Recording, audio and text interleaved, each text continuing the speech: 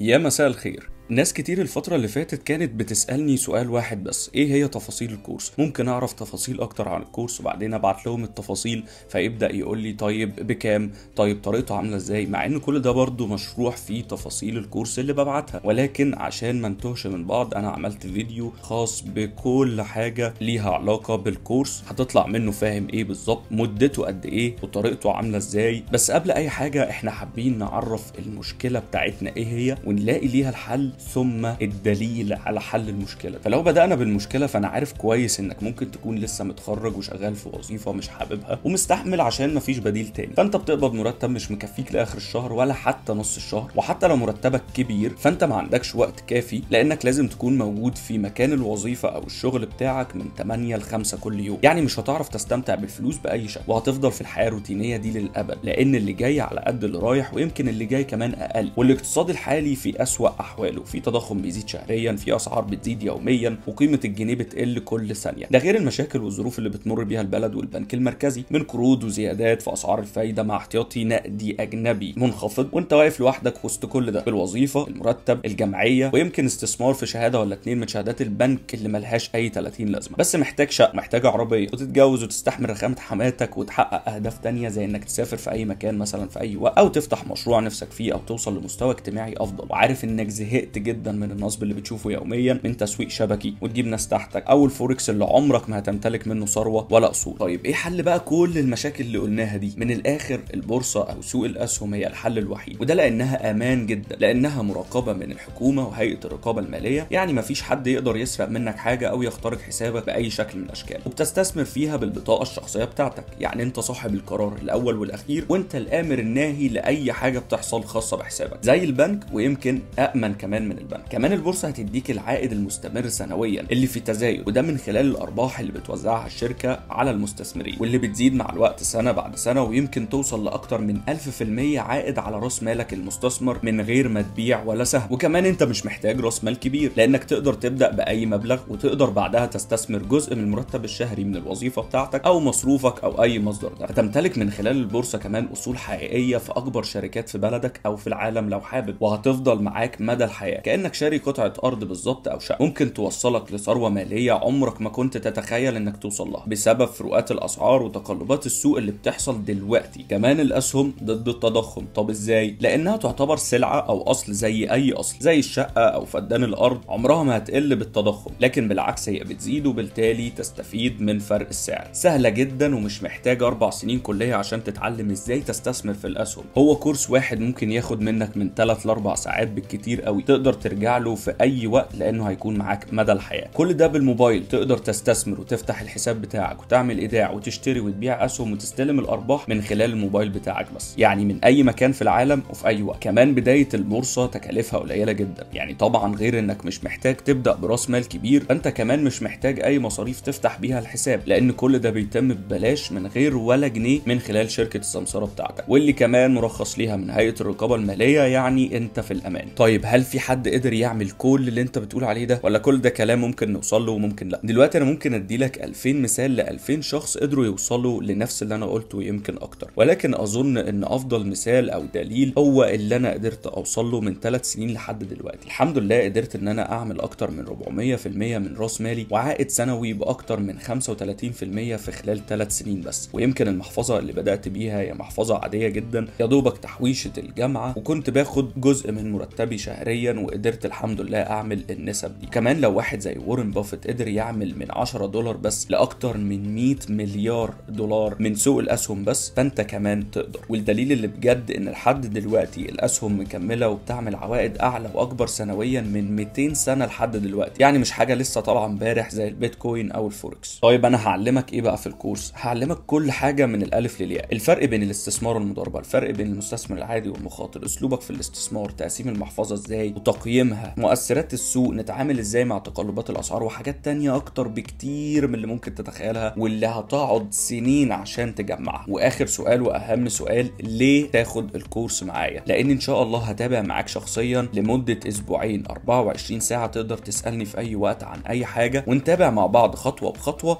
لحد ما اخليك تفتح حساب واخليك كمان تعمل فلوس من الاسهم. ده غير اني برشح لك اهم الاسهم عشان تبدأ وانت مطمن. ده غير ان الكورس بيكون عبارة عن ملف PDF مكتوب فيه كل الاساسيات، كل النقاط الرئيسية والفرعية والتفاصيل، ومكتوبة بالترتيب عشان تقدر تطبقها خطوة ورا خطوة. وكمان هيكون معاك مدى الحياة. ده غير اني قريب جدا هعمل فيديو شرح كامل بصوتي في شكل موشن جرافيك للكورس عشان تفهم المعلومات اكتر وبكذا طريقة، وبرضه مدى الحياة. وبكده هتكون اتعلمت كيفية الاستثمار في سوق الاسهم لتحقيق اعلى عائد سنوي واعلى زيادة ممكنة في راس مالك بدون نصب، بامان كامل، وبلاش بقى حوار من 8 ل 5 شغل ده. لو حابب تعرف اسعار الكورس ابعت لي دلوقتي رسالة على الانستجرام او سيب لي كومنت وهرد عليك في اقرب وقت. اخباركم ايه؟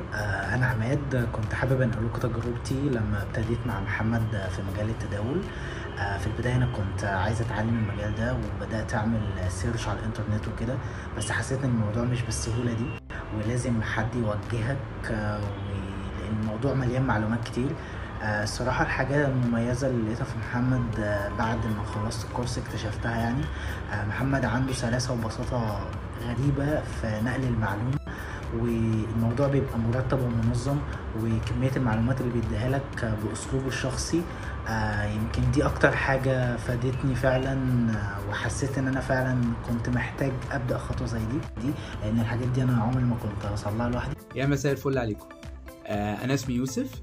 حضرت الكورس مع محمد عشماوي، وبجد حابب أشكره جدا على المجهود الفظيع اللي هو عامله، والمتابعة الجميلة اللي هو بيتابعها معايا، وفعلا مش سايبني خطوة بخطوة خالص، وموصل لي المعلومة بأبسط الطرق حتى لو أنا ما كانش عندي أي خبرة في المجال ده. فعلا الموضوع بسيط جدا معاه، والتعامل معاه مريح جدا، ويخليك إن أنت عاوز توصل لحاجة أعلى بسبب فكره وبسبب طريقة شرحه أصلا في الكورس، مخلياك أنت عندك دافع إن أنت عاوز تكمل في حاجة زي دي. بجد أي حد حابب إن هو يدخل المجال ده ما عندكش غير محمد عشماوي البورصاجي، حرفيا من أجمد الناس اللي ممكن تتعامل معاها في أي حاجة ليها علاقة بالمجال ده. بجد ربنا يكرمه يا رب، ويوفقه زي ما بيوفق الناس كده معاه في كل خطوة. يعني حاجة بسيطة، بس الكورس فعلا انت مش هتلاقي اي معلومات مش موجودة فيه، كل حاجة موجودة فيه، واي حاجة مش عارف تفهمها لو بعت له هيرد عليك على طول، سواء على الواتساب او هيتصل بيك يدردش معاك يفهم منك انت واقف في ايه. ما بيسيبكش في اي حاجة خالص من اول فتح الحساب لحد ما بتبتدي تتداول على طول. بجد حابب اشكره جدا على المجهود الفظيع ده. عايزة أقول رأيي في الكورس وفي المتابعة. أنا خدت الكورس وكمان بدأت متابعة. بقالي أهو حوالي 3 أسابيع من أول شهر مارس. بدأت في الأول اشتريت أسهم وكده، في أسهم تكون مناسبة وكويسة وكل حاجة، وأكون درسها ومحللها كويس جدا. في خلال أسبوعين بالظبط، بعد ما بدأت خلال أسبوعين كان حوالي يوم 21 بدأت المحفظة تزيد بنسبة كويسة جدا. يعني من أسبوعين بالظبط دلوقتي المحفظة زادت بنسبة 20% أو يمكن أكتر في خلال بس أسبوعين. ده طبعا الحمد لله بفضل ربنا وبفضل المتابعة مع أستاذ محمد. حابب أشكر محمد عشماوي على الكورس الجميل ده، بصراحة حاجة محترمة جدا. راجل معايا خطوة بخطوة، ما سابنيش خالص، متابعة جبارة، ما بخلش عليا بأي معلومة سواء انت واخد أول ليفل أو آخر ليفل من الكورس. راجل كويس جدا. بنصح الناس اللي عايزة تتعلم مجال الاستثمار تتابع صفحة البورصاجي وتتابع محمد عشماوي. بشكر أستاذ محمد عشماوي على الكورس الجميل ده، بجد الكورس كان ممتاز جدا وسهل ومنظم ومفهوم، وبنصح كل المهتمين بالبورصة انهم يتابعوا صفحة البورصاجي وكمان يستفادوا من الكورس ده. شكرا أستاذ محمد، بالتوفيق والنجاح إن شاء الله.